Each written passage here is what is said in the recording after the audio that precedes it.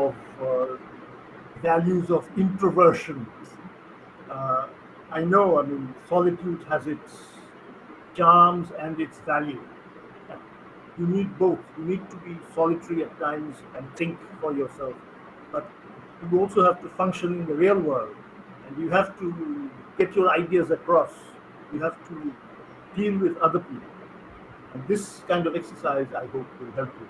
So, thank you very much for taking the trouble to, prepare yourselves for this event, and I wish you all good luck. Um, Tabassum, I think you can start. Thank you, sir. Maliha, over to you. Thank you so much, sir. Um, Thank you so much, Kaiser Hawk, sir. So, good evening, everyone, and welcome to the Graduate Student Seminar Summer 2022, organized by the Department of English and Humanities. I am Maliha Hawk, the graduate TA of DEH for Summer 2022, and I will be your MC today. Every term, DEH holds this seminar where students in the MA in English program are nominated by their course instructors to present research papers that they wrote for class. The nominations are based on the quality of the paper they produced. This is a wonderful opportunity for the graduate students to share their work. Today, 4 graduate students will present their papers.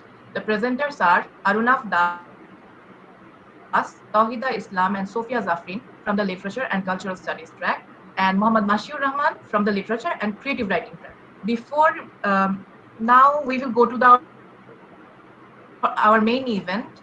And first of all, I would like to invite Arunav Das, who is a final term student from the Cultural Studies track, to present his paper. Arunav has recently been awarded the highly competitive Indian Council for Cultural Relations ICCR scholarship to pursue an MA in World Literature at Nalanda University. Congratulations, Arunav. Arunav's topic for today is Migration and Refugee Crisis in Poetry, Birth of Bangladesh. Now over to you, Arunav. Thank you, Maliha. Am I audible? Yes, Arunav, you are. Thank you, ma'am. Ma'am, I need only 1 minute to present my. Yeah, sure.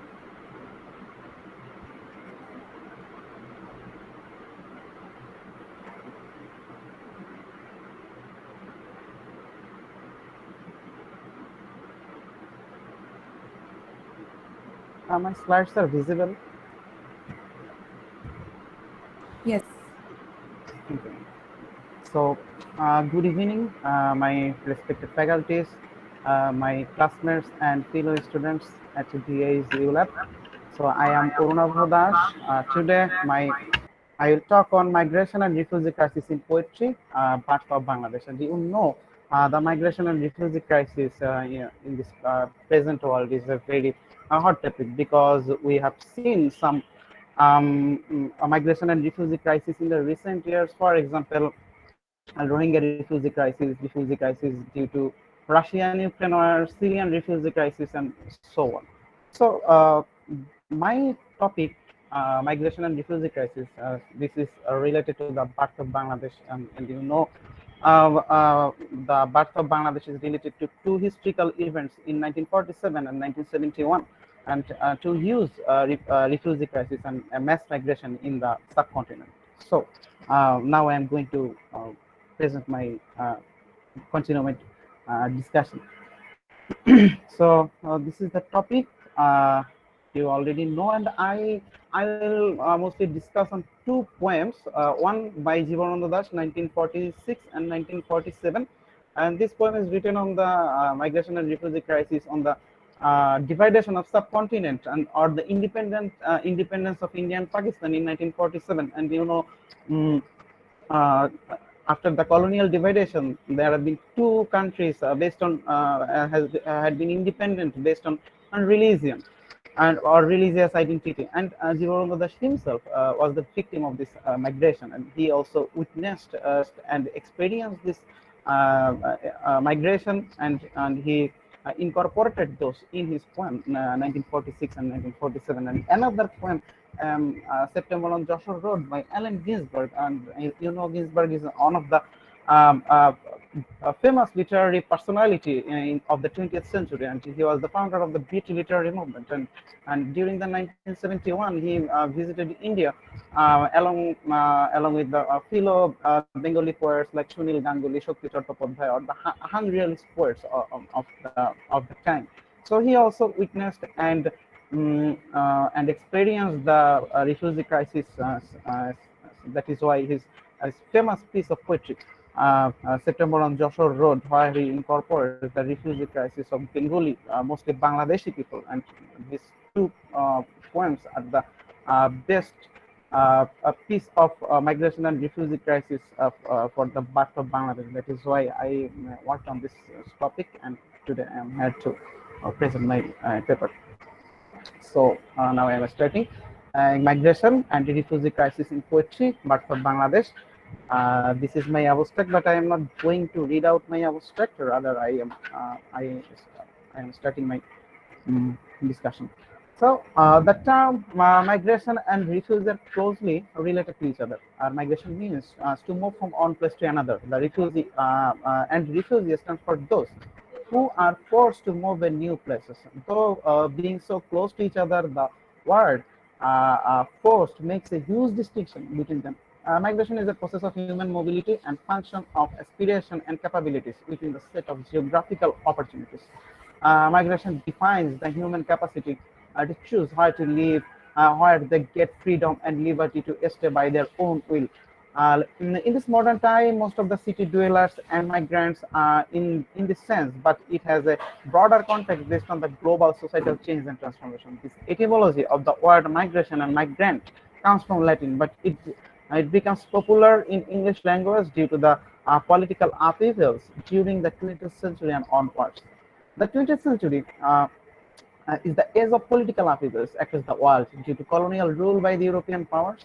Great Britain ruled India, some parts of Africa and Oceania, and the Dutch, the French, the Spanish, and the Belgians do so in the other parts of the world. They not only diminish the local cultures but also impose Anglicization and Christianity. In the name of modernization, the colonizers ruined the native societies and culture.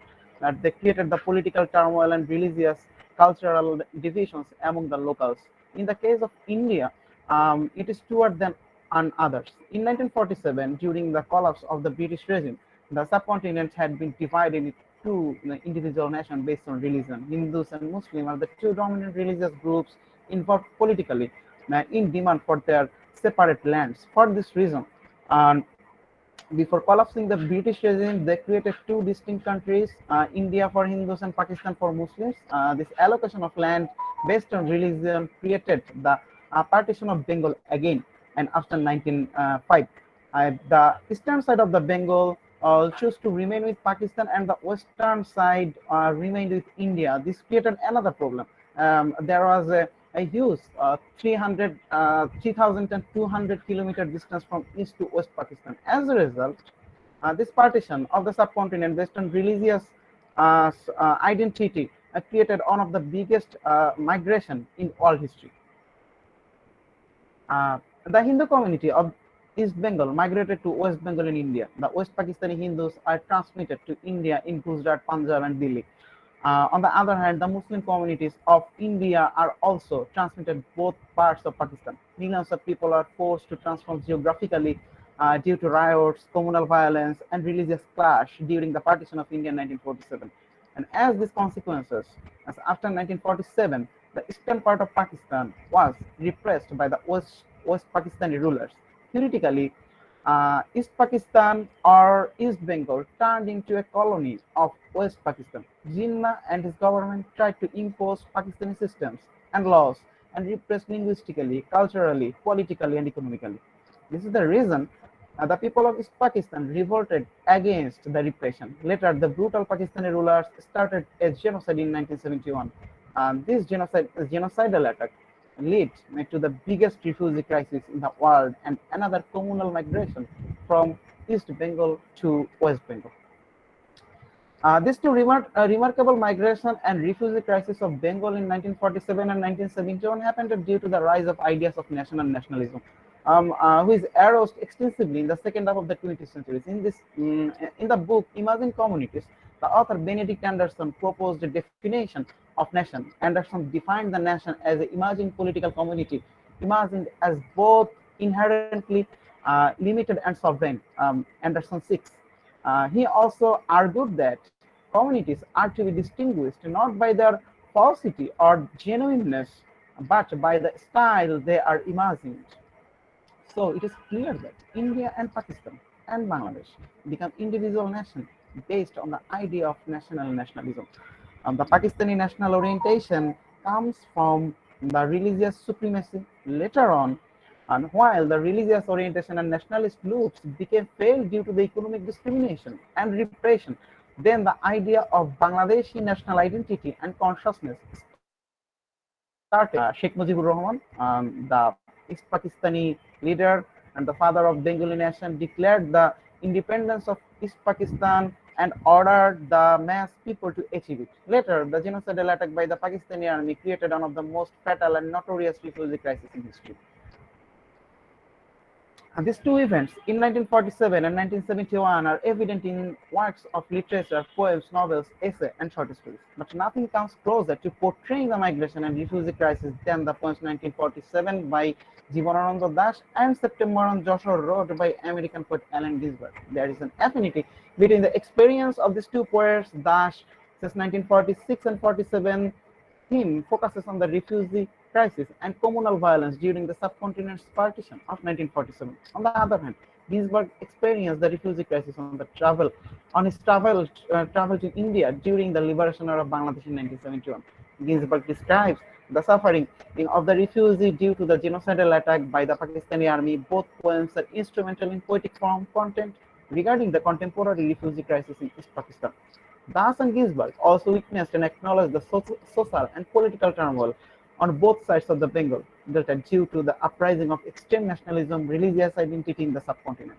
So, my paper aims to conceptualize and analyze how Benedict Anderson's idea of imagined communities and the paradoxes of national nationalism enables both poets to portray the complexities of migration, calamities of refugees, and humanitarian crises in these two historical poems.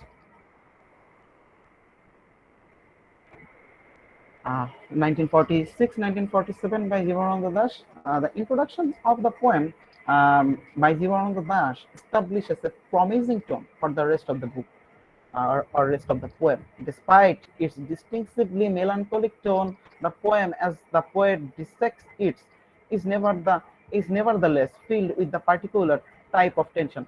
This conflict between the pulls of the past and the necessities of the present would enslave the partition refugees for the rest of their lives.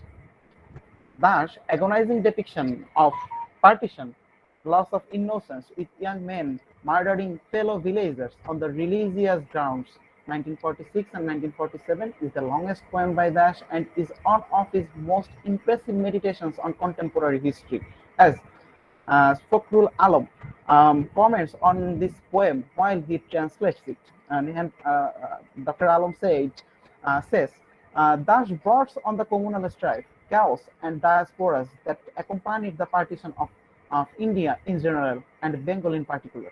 And Das himself has been uprooted by the historical events and had moved from the Muslim majority district of Borisal to Kolkata, where Hindus are in majority, but Kolkata too was a tumult and riven by religious riots. The names and places mentioned in the poem represent Hindus and Muslims and local associated with the communities.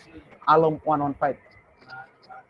Jivanananda Das grew up in Bengal during a period characterized by the excessive political upheaval, massive unemployment, financial troubles, and rising communal strife. In this poem, 1946 and 47, Das expresses a strong love for Bengal and his strong feeling for the country. The depiction of Bengal's nature is possibly most appealing to him, despite getting comprehensive criticism upon many dimensions of admirations for the natural beauty.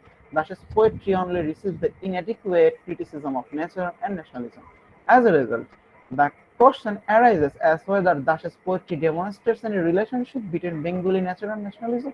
Bengali nationalism is represented by his strong feelings for Bengal's natural environment. So surely this poem is not indifferent to his other poetry. Rather, nature and nationalism are profound in Das's poetry. For this reason, he could not stop worshipping nature while writing a poetry on partition and refugee crisis, but negatively. He sought the darkness of nature to portray the uncertainties of the refugees and his dream of an ununified territory. As he writes, the rest of mankind, like profuse leaves of the late autumn in darkness, wish to fly off toward a river somewhere. This kind of metaphor and allegory is evident in Dash's poetry. He personifies mankind with the leaves of trees, and who wish to fly toward a river. Here, river is a symbol of time, and the word profuse leaves is a metaphor for the millions of people who are on the way to migrate. The population exchange took place over a longer period. In reality, from the following partition in 1947, and the Bengal migratory movement lasted for another 30 years. One of the main cause of this migration was as the concern about Hindu safety and Hindu safety in Pakistan and Muslim safety in India. As a result, East Pakistan upper caste Hindus opted to go first. Traders, artisans, businessmen, as well as educated and those from the affluent and middle classes families is went to India without much difficulty. Poorer families and those from the lower Hindu caste, on the other hand, found it nearly impossible to live. As Dash writes in 1946 and 1947, a lot of people move about breathlessly, yet only one or two can buy houses and furniture auctioned off, or even stuff which have not been put up for sale. Alom 115, Alom translated this book. Again, and when Dash writes, thousands of Bengali villages drowned in illusionment and benighted have become silenced. The reason for this silence is that people already left their homeland for another country and gotten refugee status. Dash himself was a refugee in Kolkata. His family had migrated from Borishal, and he had observed and suffered the complexities of migration and the calamities of refugee crisis. He witnessed the humanitarian crises while his frequent journey from Kolkata to Borishal to Kolkata during the partition period in 1946 and 47.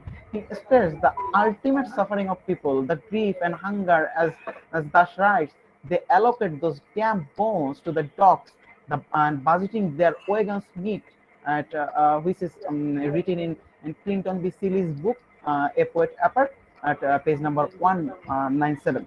The Dash also writes, high-reaching factory after factory, anxious progress, along with the bank, remains wide awake.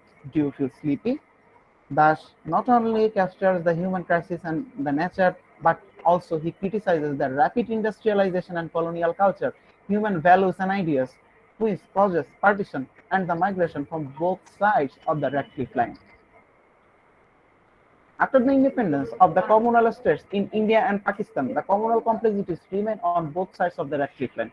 The next 4 years from 1947 was the period of Pakistani colonialism in East Pakistan. Linguistic, cultural, social, economic, and political repression by the West Pakistan pushed the people of East Pakistan to fight for their rights and independence. On um, 7th of March in 1971, Bangabandhu Sheikh Mujibur Rahman in Dhaka declared the independence of Bangladesh. Then on 25th March of 1971, the Pakistani military started a genocidal attack operation Sarstrike on the civilians and natives. So after that, the millions of people from all parts of Bangladesh started to move to India to save their life.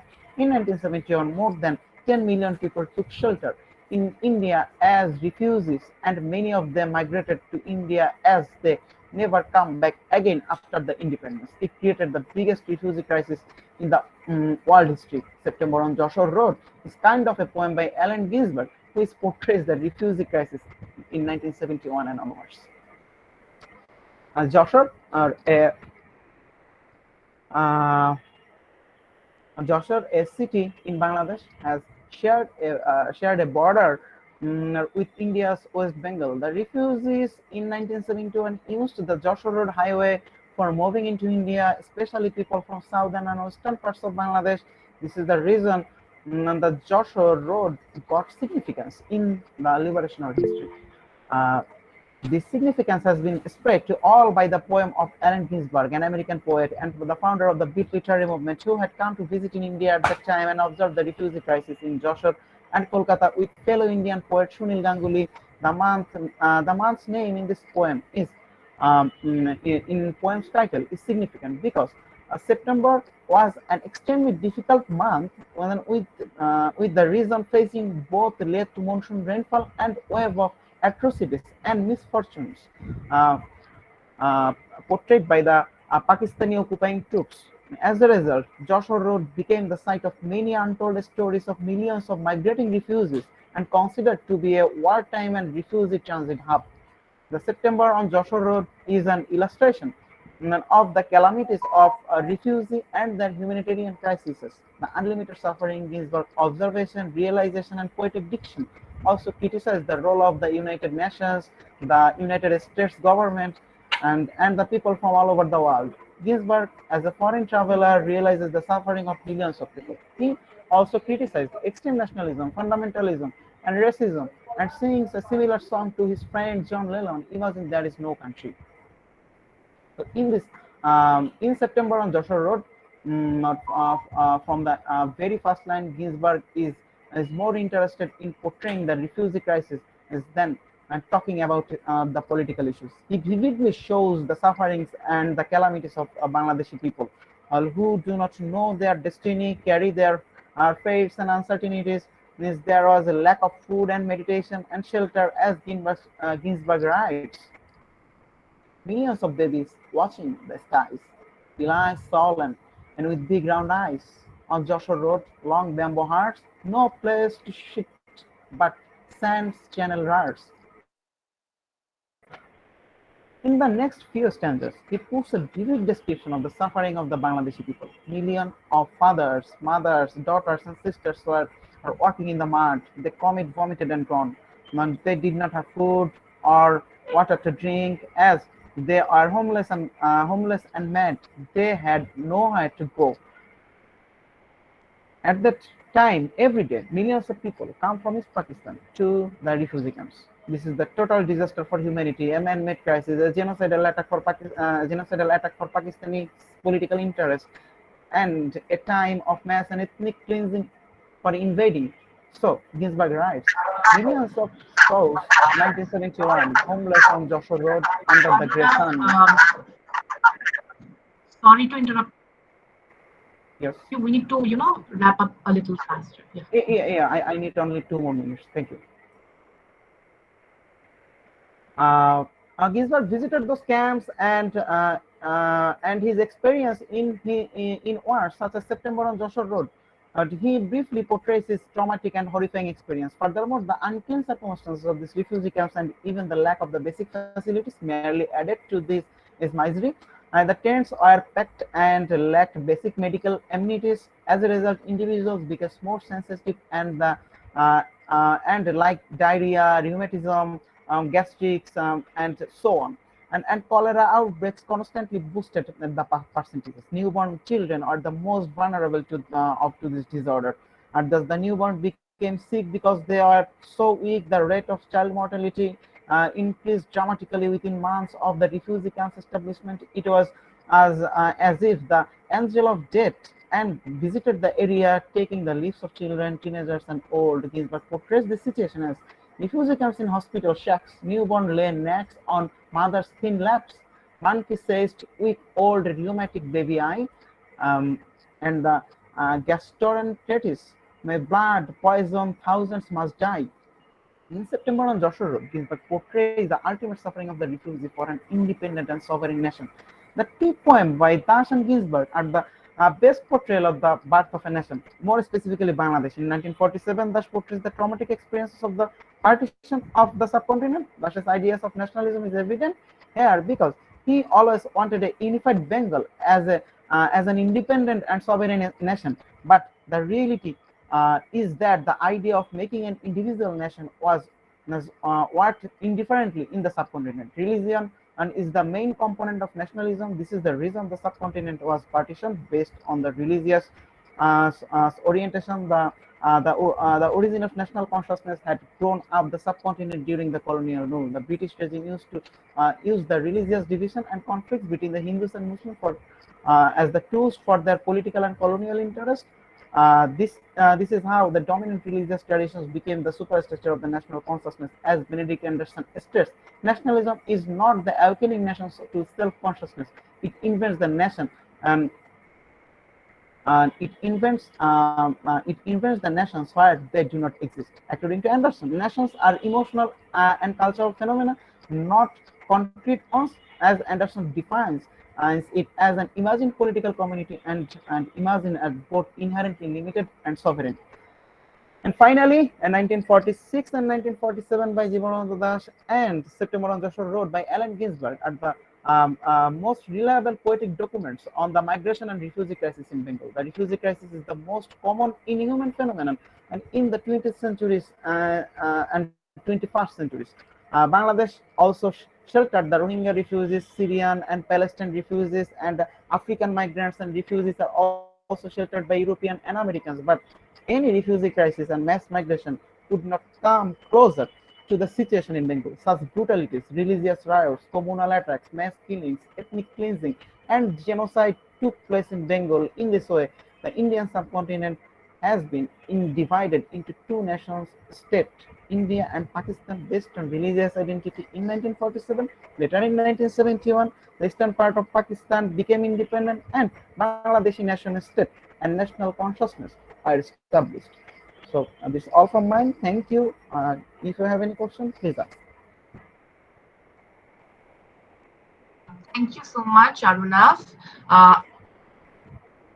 Our question answer session is at the end of the presentations, but before going to the next presenter, I would like to remind you that all of you will have 15 minutes each, and I will notify you when you have 5 more minutes left. And also kindly use the slideshow so that it's a little bit easier for the audience to see. So the next presenter is Tawhida Islam. She is also from the cultural studies track. Tawhida's topic is literary world inside the world of social media, the use of social media platforms for literary discussion. Over to you. Hello everyone, good evening. My name is Tawhida Islam. I am a student of Literature and Cultural Studies, and today my topic is uh, literary world inside the world of social media and the use of social media platforms to discuss literature. I have written this paper for my course English 504 Literature and Media, and I'm very thankful to my course teacher Mohammad Zakir Rezwan for recommending my paper to be presented in this seminar. So I'm very grateful.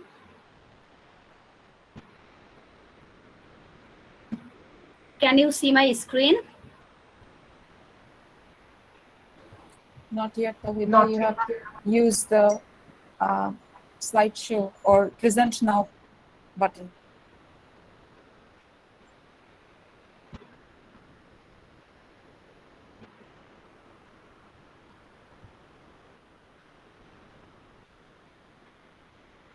Can you see now?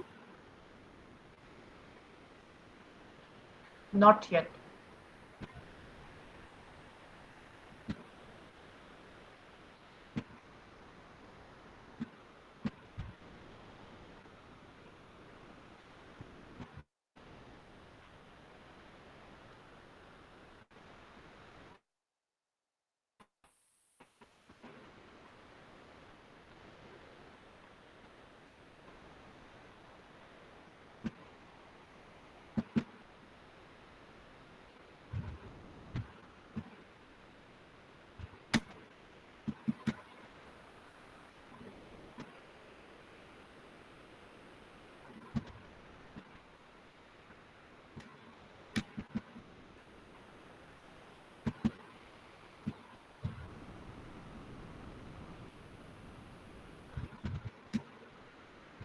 Okay, I'm gonna do it from my phone. I hope there is a problem in the laptop.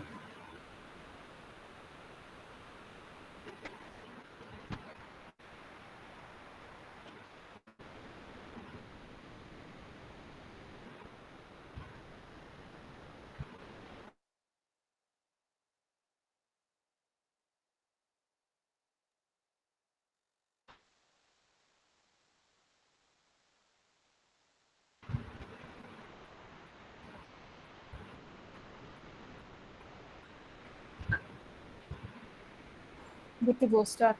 Can you see it now? Yes, yes. Everything clear. Start. So thank you. So my topic today is a literary world inside the world of social media, the use of social media so that nowadays social media are being questioned for its use and its misuse. But I will tell you that social media platforms are being used. It can be Facebook, Instagram, Goodreads, YouTube, or even Storygraph. Facebook is the most used and popular social media. You will find different literary discussion pages and groups in Facebook. Facebook. Every publication house has their own Facebook page and groups to keep their readers and authors engaged, and by these they can communicate to each other. And nowadays, social media platforms are being used in a wide range for literary discussion all over the world, and Bangladesh is not backdated in this case. Authors, readers, and publication house, and everyone and everything in between here in this literary sector are being a topic of conversation in social media. So, as I said, that Facebook is the most popular social media platform in the world, and people who love literature are using this platform to talk about books, literature, different genres, and new authors. There are numerous Facebook pages and groups in Bangladesh where readers and authors discuss literature. Authors come live in Facebook. They directly connect to their readers, and reader can ask any question to their favorite author, and they can get into a discussion. Every publication houses has their own Facebook literary group and page to promote books and authors, which wasn't there if we think about 10 years back. And now it's been being popular because the accessibility of social media and the way the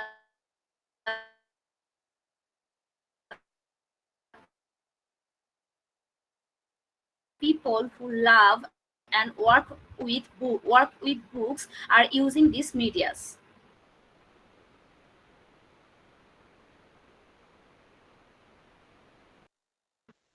Used widely in Bangladesh. There is this Bookstagram community who talks and connect with each other, and the medium of connection is books. You will be seeing hashtag like Books Bangladesh community. Solely based on books. There are reviews, book photographs, and you also can connect with your favorite authors. I mean, of course, the contemporary authors who are still alive. You can connect with them through this account. And Goodreads is another social media app. For the last 2 years, from 2022 to 2022, Goodreads is so far the most used digital media for literary discussion.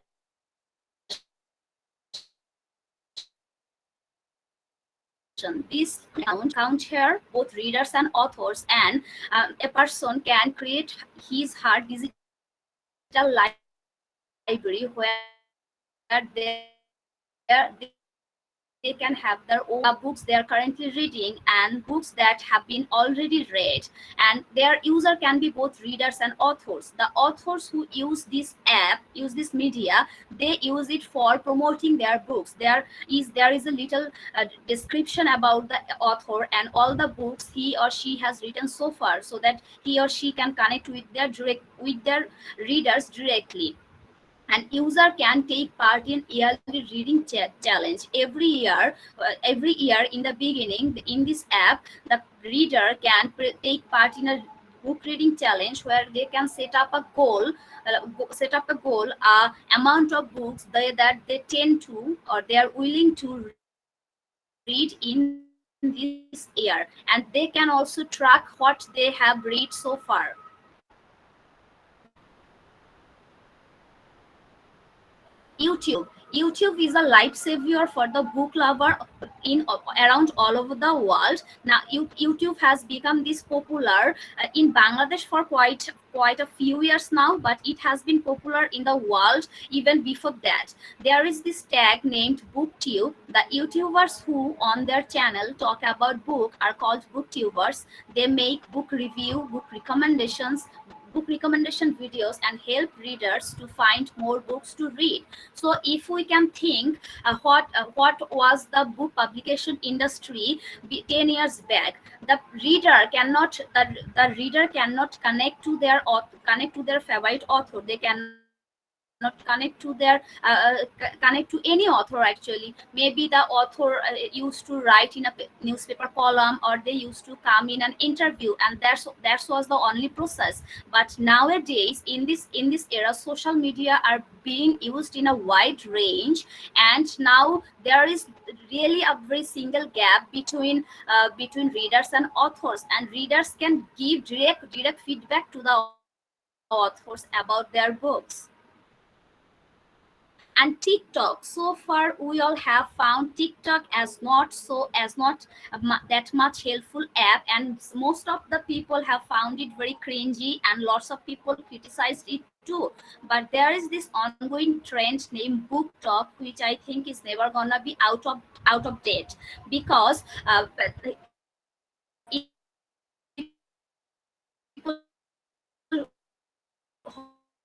what people do is they make video about their favorite book, then upload it on TikTok, and that's how it's called book talk. So app like TikTok, which has been so criticized so far, are being used so well in literary discussion. So now I guess that it's time to stop bullying people who post book photograph quotes on social media, and people who used to criticize them that they are like, যে মানুষ বলে যে শুধু বইয়ের ছবি তুলে দিচ্ছে, বই পড়ছে না। Tawhida, we need to finish. With other readers too, and by using these social media apps, they are connecting with not only the readers from Bangladesh, but also the readers from all over the world, because there are also different groups like Bookstagram worldwide, or Facebook groups like Japanese literature, Korean literature, Indian literature, by using this social media. So the key point is social media is now a place for literature discussion. It's a place for discussing about books and everything in between. It's a place for promoting books and authors, especially the promising authors who are new in this sector. Thank you. That's all. Take care. Thank you so much, Tawhida.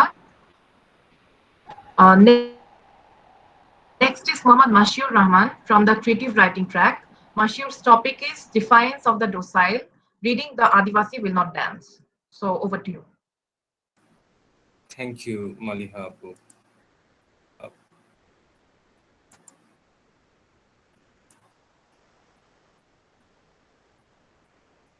Tawhida, can you please stop sharing so that I can present my slides? Yeah, sure.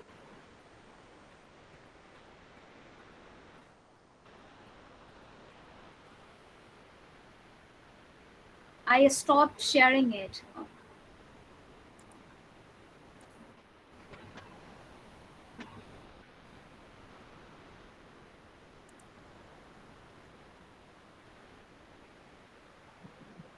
It's still showing that you're sharing your screen. Yeah. So is my screen prominent now on the white screen? Yes. Thank you. So hello everyone, I'm Mohammad Mashur Rahman, and I'm from the Creative Writing track, and as you can actually anticipate that a paper written by someone who is from Creative Writing track might be different from the papers written by the Literature and Cultural Studies track representatives. So the difference I would say that my paper has is that I actually wanted to express in this paper that what I felt after reading a book, and I felt it from the point of view of the writer. I read it as a reader, but I wanted to read it as a writer as well. So I think that's the difference, because nowadays in the cultural studies and the literary theory, the trend is that the famous the title of the famous essay written by Roland Barthes, I think that the author is dead.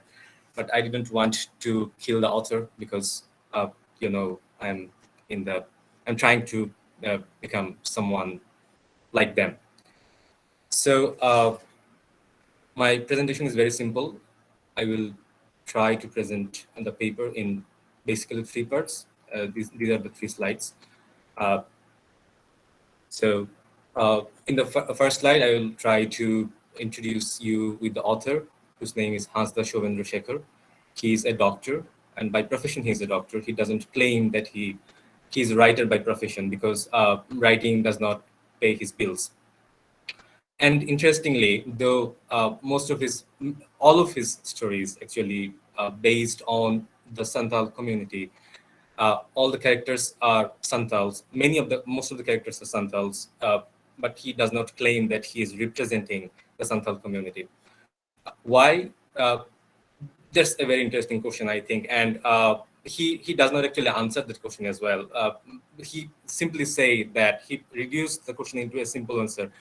He says that he writes about the Santal community simply because he's one of them.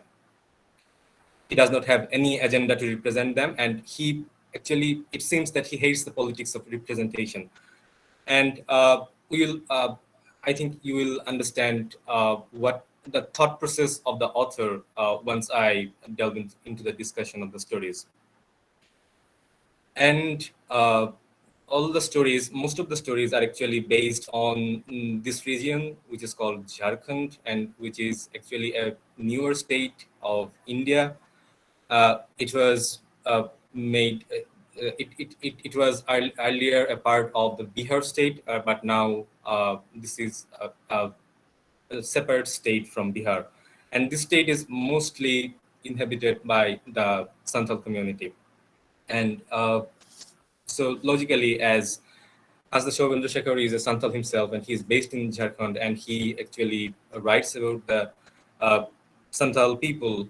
So his stories are bound to somehow actually bound to set in this state.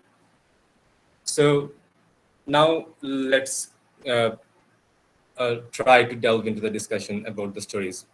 First, if we look at the cover of the book, what do you see actually? That a magnified background. In the background, what do you see actually? A magnified. Moshe, Yes. have you changed your slides? We can't see the. We just see the first slide. I'm actually. Yeah, now I can see. Can you see it now? Yes, visible. Okay, thank you, ma'am. So a magnified picture, drawing actually of drum, the traditional drum of the Santal people, and there is a smaller.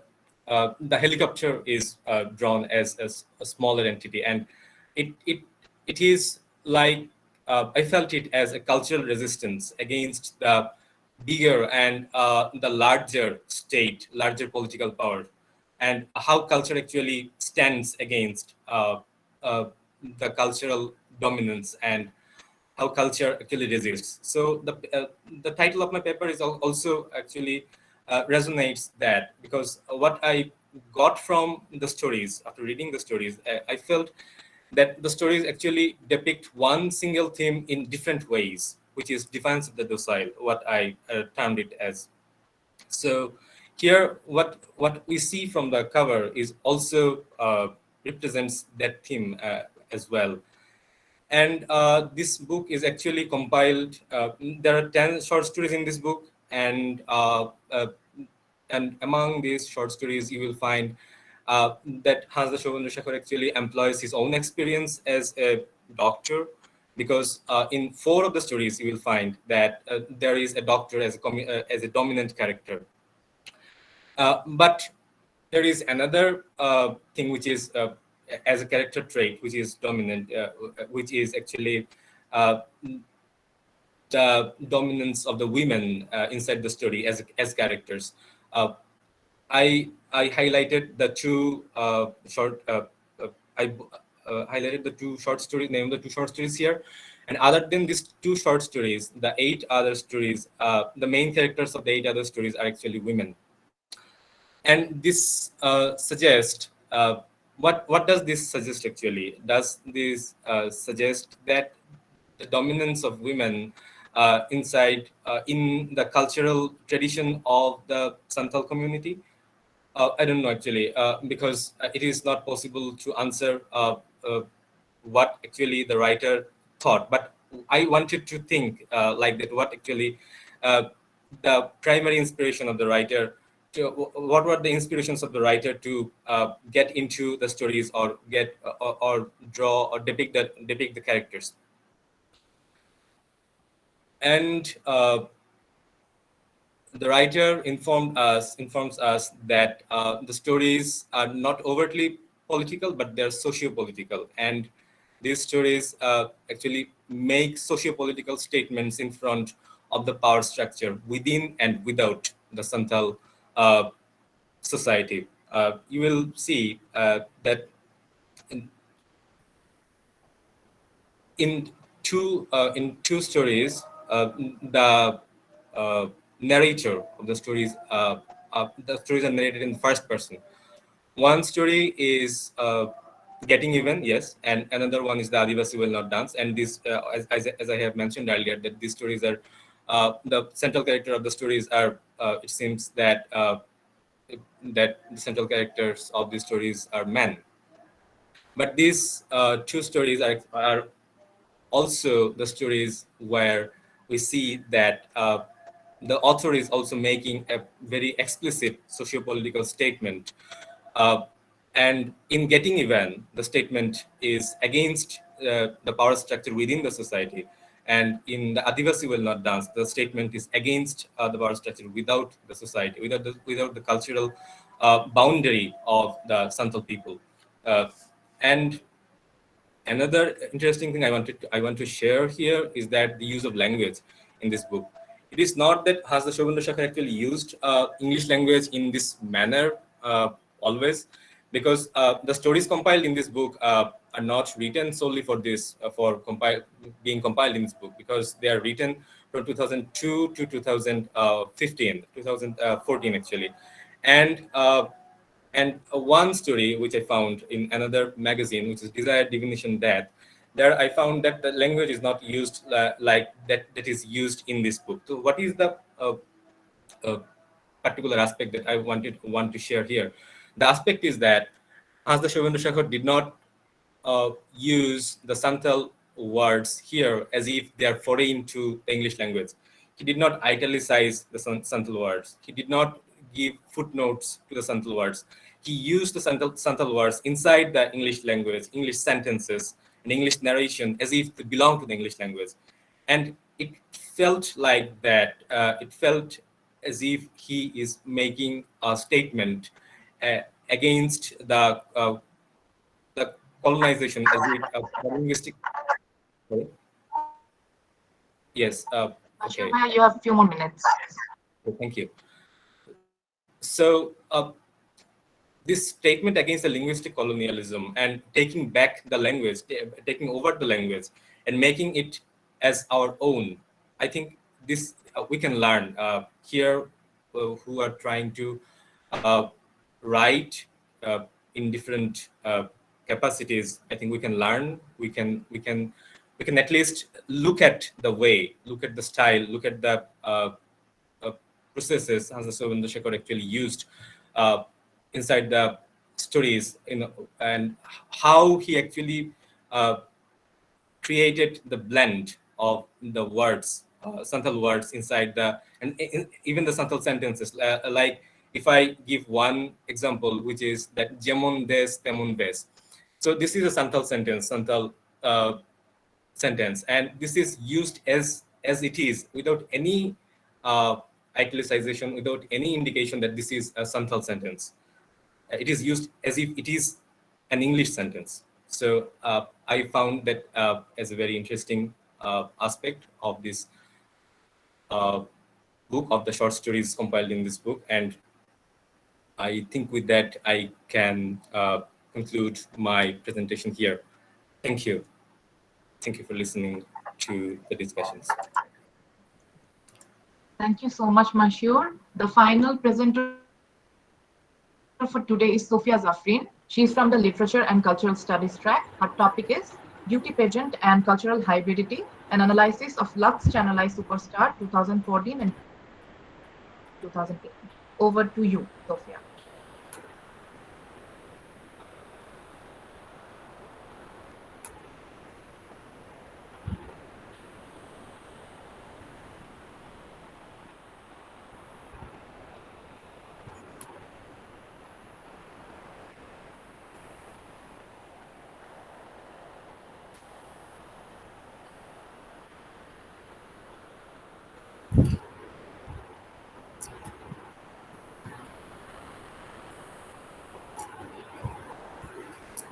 Is my screen visible? Yes, we can see it. Okay, thank you very much. Okay, thank you very much to Department of English and Humanities and also Zakir Rizwan sir for recommending me to present my paper. This is really a wonderful opportunity for me. I'm Sophia Zafrin from the Department of English and Humanities, and I'm doing my MA under the discipline of Literature and Cultural Studies. So, my title of the research is Beauty Pageant and Cultural Hybridity, an analysis of Lux Channelized Superstar 2014 and 2018. So, beauty pageant. This word clicks our brain to imagine a glamorous stage with dazzling models wearing exclusive dresses and jewelries. Most of the participants of beauty pageants tend to become fashion models, actresses, and beauty influencers. So here, fashion works as a visual fantasy of women liberation. It actually signifies that women feel confident, powerful, and free of dilemma when they can choose preferable fashion attires or accessories for themselves. The fashion models are a great inspiration and influence for them in most of the cases. The interesting facts are fashion can symbolize the past into the present, from ancient, medieval to the present and modern, and represents cultural phenomena through costumes, attires, and accessories. So winners of such beauty pageants or such platforms get opportunity to represent Bangladesh in the international beauty pageants. Besides, they become role models for most of the Bangladeshi women in terms of choosing trendy outfits, jewelries, or appearances, and other aspects. Considering these factors, it is crucial to see how this platform represents our culture as it makes a huge impact in Bangladeshi women's life. Are my slides changing? I'm currently on my Yes. third slide. Yes, okay. So the influence of media in representing our history and culture through such platforms is massive as it is broadcasted on television. Thousands of viewers, especially females, enjoy this show as the views of old episodes on YouTube are huge, as I have discovered. Media scrutinizes each and every particle of this show and dissects the participants in front of the people so that everybody can provide individual opinion on them. Thus, media attracts the audience. Nevertheless, so my research has analyzed the spectrum of cultural hybridity in one of the biggest beauty pageants arranged by Bangladesh, titled Lux Channelized Superstar 2014 and 2018, by focusing on the tendencies of Bangladeshi customs towards cultural exchange, the parallel connection between fashion and culture, and the influences and motives of media in these factors. Moving on to the next slide, I'll first discuss the parallel connection between fashion and culture. So the parallel connection signifies how these notions interchange their aspects to be practiced, updated, and modified in a region as well as worldwide. For example, Colombia emphasizes on beauty pageants. Sorry. Colombia emphasizes on beauty pageant on a larger scale because they need a winner to represent their nation, who also becomes face of their nation. So significance of traditionalism and regionalism have associations with Colombian beauty pageant as feminine beauty is highly appreciated here. So the development of the traditions and customs are focused through them so that people may understand the significance and beauty of Colombian culture. So another example is the phenomena of cultural diversity or hybridity in Filipino beauty pageants. The Filipino beauty pageant contestants are bound to adopt Western customs within the pageant to prove their capabilities. The customs incorporate languages, attires, costumes, and other standard participatory objects. The Filipino beauty representatives stand for symbolizing the Filipino culture, norms, traditions, and ideals in terms of their cultural distinctiveness. Besides, the idea of compartmentalized Chinese fashion are familiarized and popularized by beauty pageants like Miss China Europe. The interesting fact is women from many regions in China are pursuing their degree on cosmetology so that they can contribute in enhancing Chinese culture and make it renowned worldwide. So this discussion has shown the parallel and inseparable connection of fashion and culture in different countries. This connection helps in the emergence, modification, flourishing existence, and sustainment of a country or region's culture. The most important aspect, which all of the articles have shown, is that a superior culture can attract another culture very easily due to its supremacy. So people from the other culture are very fond of making fusion among their native and superior culture to add a viable value to their native cultural phenomena. Next, I'll go to explaining the cultural exchanges in Bangladesh. So this is very crucial to see how Bangladeshi customs and traditions adopt the Western cultures and how is the tendency while adopting the other cultures. So this will help to understand how the bridge between Bangladeshi and Western culture is drawn in the beauty pageant of Lux Channel Superstar. I will draw some examples from different platforms to just add justifications to my argument. For instance, there was an Indian artist named Nargis who stole that trend with her high neck blouse and pure chiffon sari in both East Pakistan, aka Bangladesh, and West Pakistan, aka India. An American pop music star named Cyndi Lauper was followed by the young stars in Bangladesh for her iconic styles throughout the mid of 80s.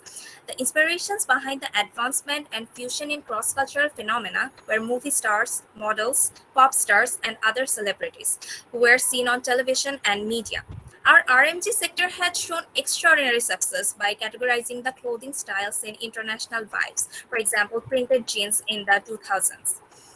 So the Bangladeshi film industry is also known as Thalliud, which is considered to be threatened by Bollywood and Hollywood, which is partially true due to the lack of quality contents in our country. Still, the media industry has been able to spread the wave of cultural diversity among the Bangladeshi people, as they practice many Western styles as well. After comparing them to the Bangladeshi films, however, Bangladeshi cinemas had strong cultural implementations back in the previous decades. Movies such as Matir Moina and Raja Harishchandra are masterpieces of our film industry. These movies have successfully portrayed our Bangladeshi culture and influenced many youngsters back in those days. It is worth mentioning that some films influenced the Liberation War of 1971 and some films portrayed our traditional values, including the war after the war ended. So here, one fact is evident that the tendency of Bangladeshi citizens, especially the women, towards accepting and adopting a new culture is very positive. They think of the Western culture superior than ours. This is why it attracts them very much and makes them delve into it even more. Last Challenge Superstar is a platform where participants from Bangladesh are required to showcase their talents. Most of them eventually become beauty influencers, models, and actresses, which is known by everyone. This platform showcases many aspects from Western culture to attract the audience, to bring diversity in the show, to make the show more exciting and challenging as well. And finally, to make more people engaged in the supremacy of media. Thereby, the cross-cultural aspects are also injected in the people's mind who follow and imitate the participants in the beauty pageants. So moving on to the next slide, I'll now explain the episodes. I have analyzed three episodes from each year to add justifications to my argument and add value to my research. So first, I'll go on to episode 7 from the year of 2015. 2014. So this episode was really interesting to see the fusion in clothing style. The participants were asked to wear Bengali traditional saris in unique and non-traditional ways. They were shown a video clip on traditional sari making and the fabric details in Bangladesh. So when the participants started walking on the ramp with their final looks, it was difficult to understand which country's dressing style they were actually following. Each of them wear the saris in different styles, and most of the styles resemble the culture of the Indian subcontinent. Women in New Delhi, Rajasthan, Punjab, or other places in India wear saris in such styles. Another thing is the ramp song also belongs to the Indian raga music and not from any Bangladeshi music genres. An interesting fact is that there was also a title showcasing on the screen saying Wardrobe by Arong, which is a Bangladeshi brand. Therefore, a fusion of Bangladeshi and Indian culture can be seen in this episode. Then moving on to the next episode, which is 8. This episode was started with a song of Tasan, who is a Bangladeshi singer, and Opi Karim, who is also a Bangladeshi actress, and they were dancing on it. So then we saw that the second runner-up of the competition of 2019 and the winner of the competition 2012 were performing on an English song just after Tasan and Opi Karim performed on a Bengali song. After some moments, the participants were walking on the ramp individually, carrying a basket full of products belonging to Lux, and they were wearing designer gowns. Gowns were first worn by Anglo-Saxon women. This dress was invented and eventually gained popularity in Egypt, Greece, Rome, and other Mediterranean region. This is still a popular traditional dress in the Mediterranean, European, and American culture, especially in the Christian weddings. However, the participants' gowns were designed by Junaid Karim Jimmy, a Bangladeshi costume designer. A fusion of Bangladeshi and Western culture is also seen here because both Bengali and English songs were used for performance, and publicity of Lux was done by the participants while wearing Mediterranean dresses. So the last episode from the year of 2014 is episode 12. This episode actually has drawn a comparison between the Bangladeshi and Western models. Sorry? Sophia, we need to wrap up. Sophia, you have a few more minutes. Yes, I'm wrapping up. It's a true fact that the majority of our Bangladeshi models is not yet very opened up or bold before the camera in terms of their clothing, appealing expressions, and body exposure. However, the contestants were asked to perform a TVC of Lux. They were shown 2 TVCs of Lux performed by 2 bold Western models. So the contestants were expected to at least try reaching those model standards while performing. So they tried to mimic those Western models. Then moving on to the next slide, Last Channel Superstar, the year of 2018. So in the episode 4, the contestants of the in this episode were asked to complete a task on their personality check. So they needed to paint their face with several arts, but they were not in any form of Bangladeshi traditional face arts like the ones we see at Pohela Boishakh or Durga Puja. The face arts were pretty similar to the African traditional face paintings. So moving on to the next episode, 5, the episode actually had shown an exclusive fusion between the Bangladeshi tradition and Western tradition because the participants were asked to represent Bangladeshi local heritages by wearing dresses made out of our local fabrics, for example, tat, jamdani, nokshi katha, gamcha, and other beautiful ones. But after wearing their saris, some of them also wore short frocks, which is not a Bangladeshi custom or part of our Bengali culture.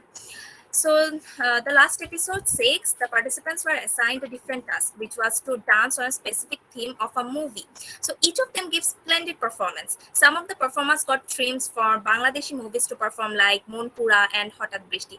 But some of them got themes from Western movies to perform, for instance, Aladdin, Titanic, and La La Land. All of them had to exactly dress like the characters of the movies. Their performing songs are also based on the theme of the assigned movies. So here we also could see the fusion of both Bangladeshi and Western culture. And now for the conclusion part, I would like to say that considering the entire analysis, it can be said that cultural hybridity strongly exists in Lux Channelized Superstar 2014 and 18 and also in the other years as well. The bridge between fashion and culture has made the discourse of cross-cultural phenomena even stronger and popular. So this pageant every year is attracting its audience by creating a fusion between the Western and our native culture. Thank you very much. This was all from me. If you have any question, please feel free to ask. Thank you so much, Sophia, for your presentation. We can now have a 5-minute question and answer session. Please switch on your mic and go ahead one at a time. So you can ask questions to any of our participants.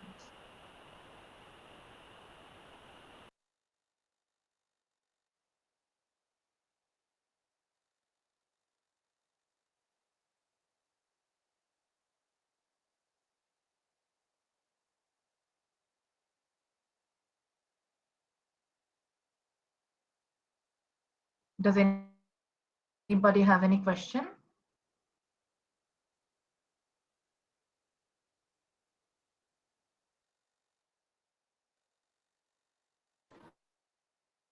I would really appreciate if students would take part in this discussion. This is a great training for both the presenters and the audience as well.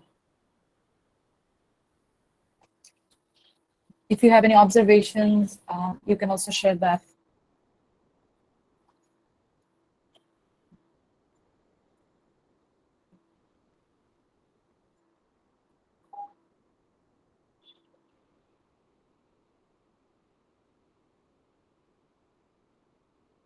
So let me start so that others are encouraged.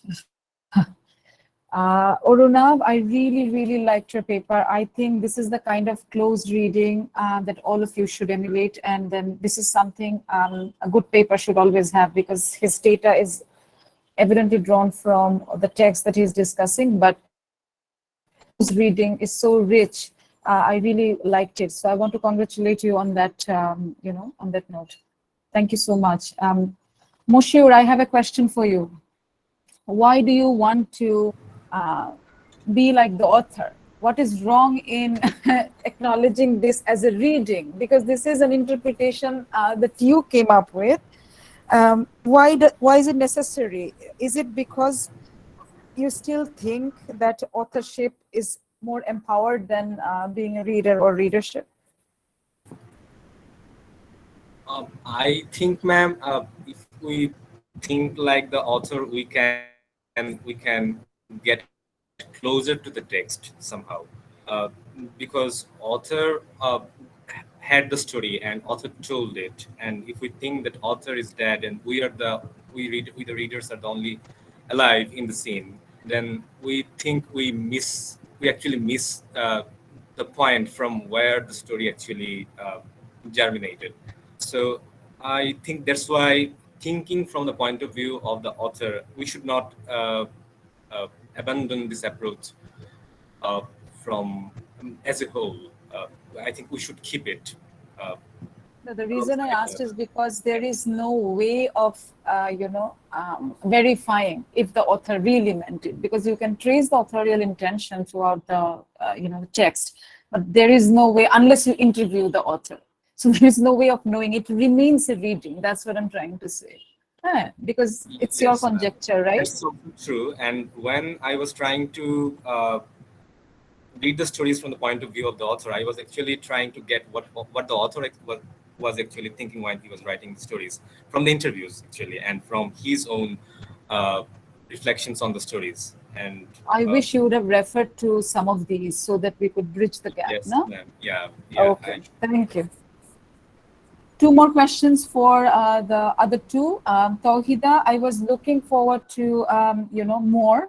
For example, you stopped right when I thought, you actually described all the platforms that nowadays discuss literature. But what exactly is their role? How has it changed the either consumption or production of literature? That was left out. And, it's just a descriptive sort of an essay that documents or sort of collects all the platforms, social media platform discussing literature. But after that, what? So I was looking for that how has it impacted the consumption and production of literature per se? Ma'am, for this, for writing this paper, I had to talk to a lot of people regarding regarding becoming a reader, and they told that seeing literature reviews, book reviews, book photographs on social medias, been they have been intrigued, and they chose to be a reader. They chose to read a book, and that certain book has transformed as a reader. That book had made their way made the way for them to be reading for later also. And also, but these publication houses using these social media, it has become a way to sell books more rapidly, and it's a way to connecting with make a connection between the authors and the readers, which was not that much possible 10 years back. So see, this is your data. You should have used this in the paper. That's what I'm saying. The descriptions everybody can actually figure out from the website and stuff. But the people that you've talked to, these are your data that should actually be used in your paper. I mean, if you think of working on it later or to enhance it in some way, maybe you can then think of these to expand it. Okay. Yes, ma'am. The last question to Sophia. Yes, Why miss. is it even matter of concern that there is cultural hybridity or sort of a mixture of the global and the local, because this is a global platform. The show that you have chosen is not a local show. It's like Indian Idol, Bangladeshi Idol. These are not local shows at all, because these are, I mean, more than that, this particular show is our our whoever is going to be the champion is supposed to represent Bangladesh, right? So they're actually preparing for a global platform. So isn't it more than sort of, it's given, right? They will be using a sort of a global, there would be a global touch to it. Yes, miss. But the matter of concern for me was that there was only one winner who gets to represent Bangladesh in the international platforms. But sometimes they don't even get the chance. But the other participants, other than the winners and the runners-up, they tend to become beauty influencers, fashion models, and actresses in our country. And I have seen that.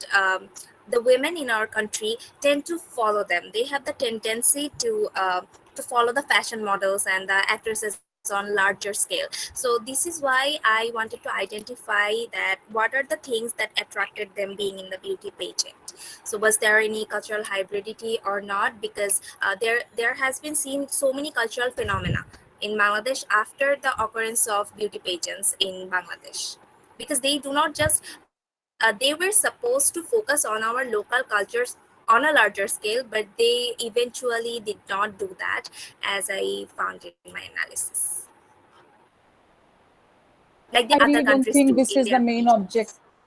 objective. Maybe you can recheck. Maybe this is not the only objective to represent Bangladesh, the local culture. This could be the sort of, I mean, this could affect their choice of anything, but influence them. But I don't think that this is the sole purpose of the program, because it is to prepare for the global platform, which is bigger and wider. Anyway, thank you. So others, please feel free to ask any questions, or if you have any observations, please share. You can also type it in the chat box.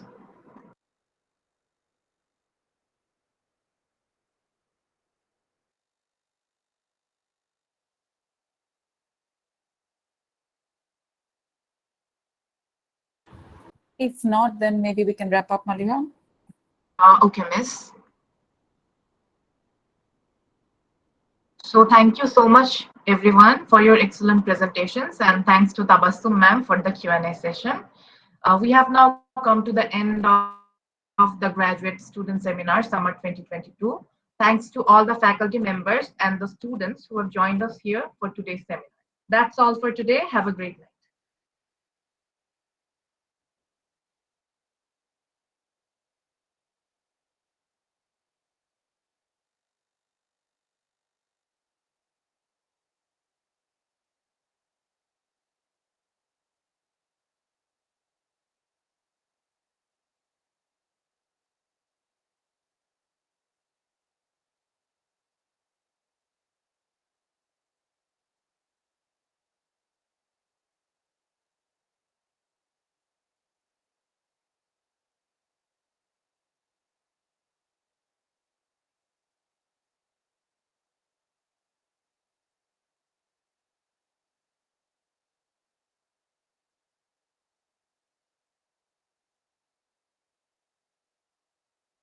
Oh,